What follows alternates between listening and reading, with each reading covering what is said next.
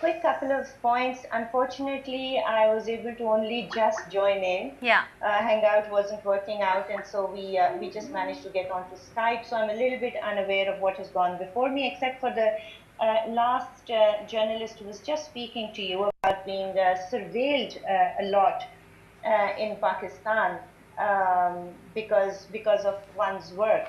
The interesting thing is that I have worked as a journalist, plus I am right now working with a human rights organization Right.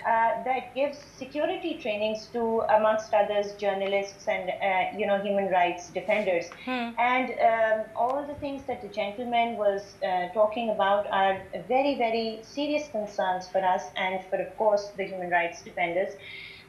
Like being surveilled on telephone, on their computers, etc., etc. Right. So, a couple of things that we do is to give trainings on how to keep your communication secure, because that is an area which actually does endanger journalists quite a lot.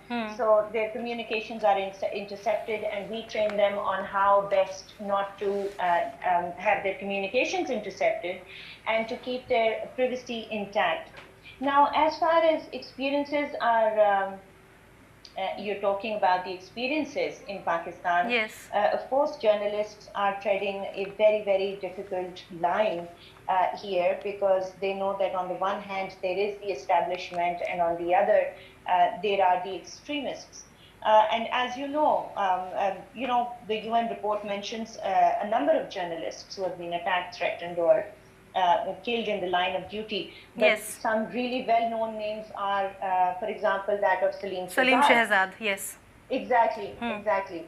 And I think most, or let's say, the most dangerous thing to report about, perhaps in order of, if you're going to rate it, is militancy.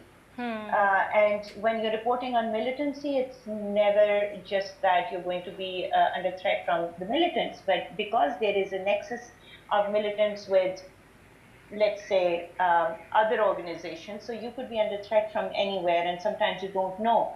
And if you look at the case of our anchor, really well-known anchor, Hamid Mir, in his case also, he was under threat from many, many different directions. Yes. And it's, at times, there are commissions who sit on these things. We never get anything conclusive out of it.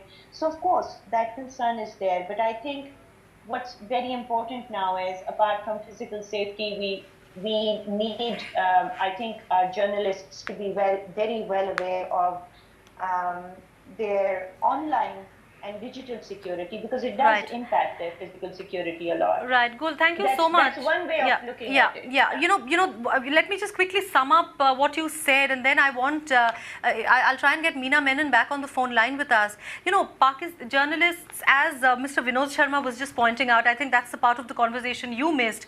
He said that Pakistani journalists are brave, they are robust, they have to deal with so many threats, something that we Indian journalists take for granted. We take our freedom for granted, we take our freedom of expression, our freedom of speech for granted. But for you have had to face pressures from political groupings, sectarian groupings, extremist militants, as well as the military establishment.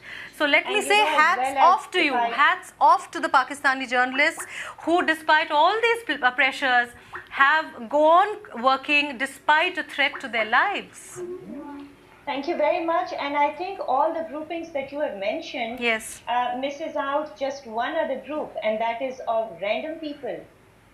Really, because random. Because if you think about, when you talk about social issues, when you talk about religious issues, when you get labeled with having of being blasphemous or having committed blasphemy, and that opens you up to all manner of vigilante attacks. Right. It can, I think apart from believing in all of that, which is everything is correct. I think people need to be very careful. The journalists, and as Meher said, everybody's being attacked, but the fact is that here we're talking about journalists. They have to be very, very careful. They're on the front line with, right in front of all the other human rights defenders as well.